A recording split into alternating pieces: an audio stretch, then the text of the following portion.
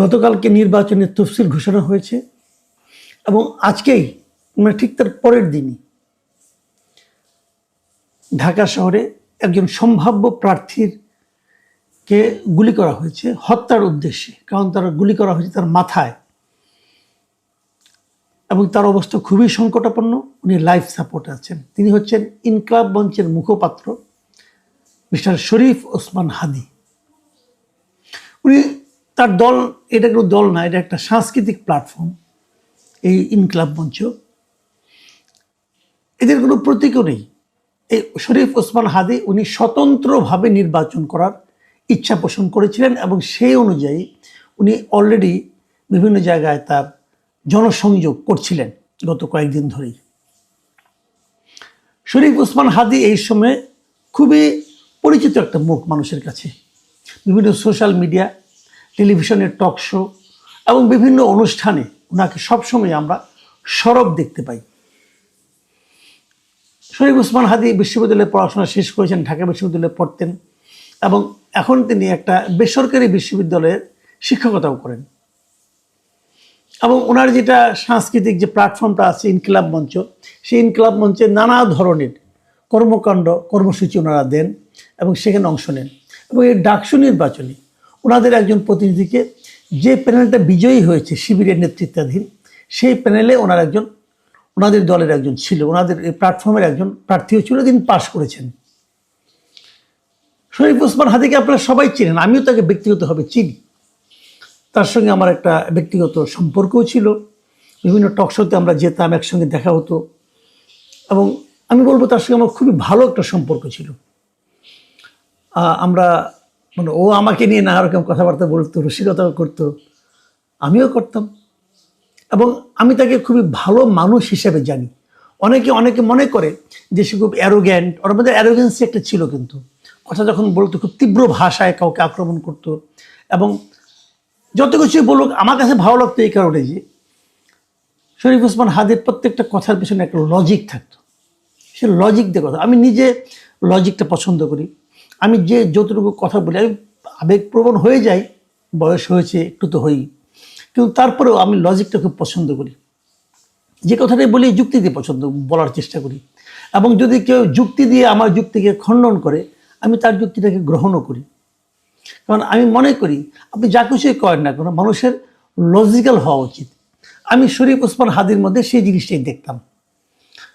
অন্যান্য তার সময়ের এই যে আপনার যে গণ আন্দোলন যেটা হলো গত বছরের, সেই গণ আন্দোলন থেকে উঠে আসা যে ছাত্র নেতারা ছিল, তাদের মধ্যে আমার কাছে শরীফ ওসমান হাদিকে সবচেয়ে অ্যারোগ্যান্ট এবং সবচেয়ে লজিক্যাল লোক হিসেবে মনে হইতো। এবং তার পড়াশোনা ছিল, ভালো পড়াশোনা ছিল।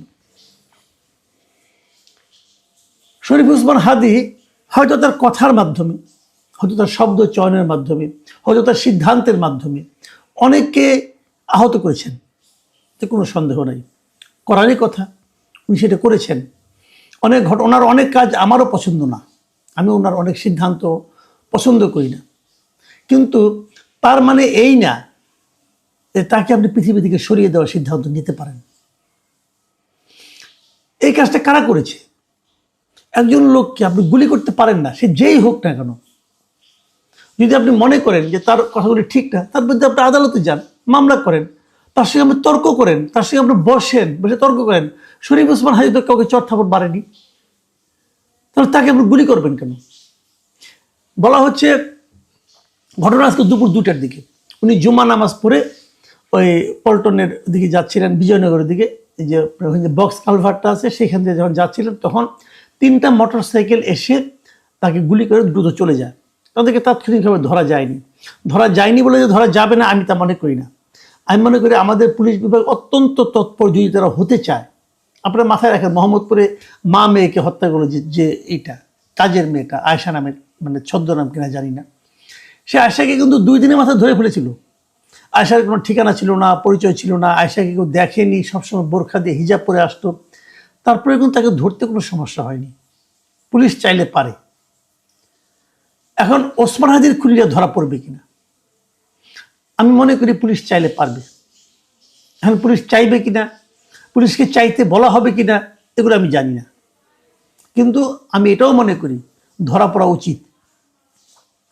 শরীফ ওসমান যদি কারো পাকা ধানে মই দিয়ে থাকে, যদি ধরলাম দিয়েছে, তো তাকে আপনি হত্যা করতে পারেন না। হত্যা কিন্তু আরেকটা হত্যাকে ইনভাইট করে, এই জিনিসটা মাথায় রাখতে হবে। শরীফ ওসমান হাদির অনেক কথায়, অনেক কাজে অনেকে ক্ষতিগ্রস্ত হতে পারেন, আহত বোধ করতে পারেন, কিন্তু তার জন্য তাকে আপনি এভাবে হত্যা করবেন, এটা ঠিক করেন না। কারণ এটা সমাজে একটা অস্থিরতা তৈরি করে। এখন কি হয়েছে দেখেন, অনেকে কিন্তু অনেকের দিকে কিন্তু সন্দেহের চোখ যাচ্ছে। দেখেন আজকে দেখলাম শরীফ ওসমান হাদি নির্বাচন করতে চেয়েছিলেন ঢাকা ৮ আসনে। ঢাকা ৮ আসনে আরেকজন প্রার্থী বিএনপির প্রার্থী মির্জা আব্বাস, খুবই হ্যাভি এক প্রার্থী। মির্জা আব্বাস আজকে হাসপাতালে, ঢাকা মেডিকেল কলেজে শরীফ ওসমান হাদিকে দেখতে গিয়েছিলেন। ওখানে যে উনি রোষের মুখে পড়েছেন। কেন? উনি তো দেখতে গিয়েছিলেন, ওনার প্রতি ক্ষোভ দেখানোর তো কোনো প্রয়োজন দেখি না আমি। উনি কি হত্যা করেছেন? হতে করেননি। এই জন্যই বলি যে হত্যা কখনো কোনো একটা সুস্থ পরিবেশকে ইনভাইট করে না। কিন্তু সে ধরনের ঘটনা যখন ঘটতে থাকে তখন কিন্তু অস্থিরতা শুরু হয়। দেখুন, এটা অন্য একটা দিক দিয়ে চিন্তা করুন। যেদিন তফসিল ঘোষণা হলো নির্বাচনের, সেই দিনের পরের দিনই কিন্তু এই ঘটনাটা ঘটলো। মানে একজন প্রার্থীর উপর আক্রমণ হলো। আরও সামনে অনেকগুলি দিন বাকি আছে, আমরা এগুলো নিয়ে চিন্তিত। শরীফ ওসমান হাদিকে গত নভেম্বরে শরীফ ওসমান হাদি নিজে ফেসবুকে বলেছিলেন যে 30টারও বেশি হুমকি তার কাছে এসেছে, বিভিন্ন টেলিফোনে, তার উপর, তার ফ্যামিলির উপর এসেছে। এটা গত নভেম্বরের কথা। এই যে উনি কমপ্লেনটা করলেন, তখন সেই কমপ্লেনের পর কোনো ব্যবস্থা কি কেউ নিয়েছিল? কেউ তো নেয়নি। কেন নেয়নি? তখন যদি সেই ব্যবস্থাগুলি নেওয়া হতো, জানানো হতো, 30টা না হোক, একটা অন্তত যদি ব্যবস্থা নেওয়া হতো, তাহলে হয়তো এইভাবে ঘটতো না। হুমকিগুলি আসে, হুমকিগুলি কেউ তোয়াক্কা করে না, পাত্তা দেয় না, সরকার কোনো ব্যবস্থা নেয় না। তখন কি হয়, যারা হুমকি দেয় তারা ভাবে আমরা যদি আরও বড় কিছু করি তবুও কেউ ব্যবস্থা নেবে না, তবুও আমরা পার পেয়ে যাব। এই যে পার পেয়ে যাওয়ার সম্ভাবনা, এটাই কিন্তু অপরাধকে ইনভাইট করে, অপরাধীদেরকে বেপরোয়া করে তোলে। আমরা জানি আমাদের প্রচুর অস্ত্র কিন্তু লুট হয়ে গিয়েছিল আন্দোলনের সময়, গত জুলাই আগস্টে। সেই লুট হওয়া অস্ত্রগুলো কয়টা উদ্ধার করতে পেরেছে সরকারকে আমরা দেখেছি অস্ত্র উদ্ধারের চেয়ে তারা যেন আওয়ামী লীগকে দমন করার জন্য বেশি আগ্রহী ছিল। কোনোটাই তো হয়নি। অস্ত্র উদ্ধার হয়নি, আওয়ামী লীগকে দমন করা সম্ভব হয়নি। আওয়ামী লীগকে দমন করা তো সহজ না, কারণ এটা অনেক বড় দল। আপনি জোয়ারের পানিকে বাদ দিয়ে আটকাতে পারবেন না, আটকানো যায় না। আপনি সেটা করতে নেমেছেন, কিন্তু অস্ত্র উদ্ধারটা সহজ কাজ ছিল, করেননি। এখন সেই লুট হওয়া অস্ত্রগুলো কি ব্যবহার হবে না? এই তো হলো একটা।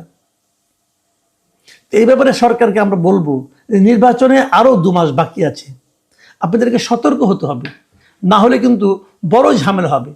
আমরা দেখেছি এর মধ্যে অনেকে কিন্তু বিবৃতি দিয়েছেন, পলিটিক্যাল লিডাররা সবাই এই ঘটনার নিন্দা করেছেন এবং তারা এটার দৃষ্টান্তমূলক শাস্তি চেয়েছেন, অপরাধীদেরকে ধরার কথা বলেছেন। তারেক রহমান সাহেব, বিএনপির ভারপ্রাপ্ত চেয়ারপারসন, উনি তো এই দেশের এই মুহূর্তে সবচেয়ে বড় নেতা, উনি কি বলেছেন এখন? ওনার অনেক বক্তব্য দিয়েছেন, নিন্দা করেছেন এই ঘটনা, কিন্তু তার মধ্যে 2-3টা কথা বলেছেন, আমি ওই বাক্যগুলো আপনাদেরকে পড়ে শোনাই।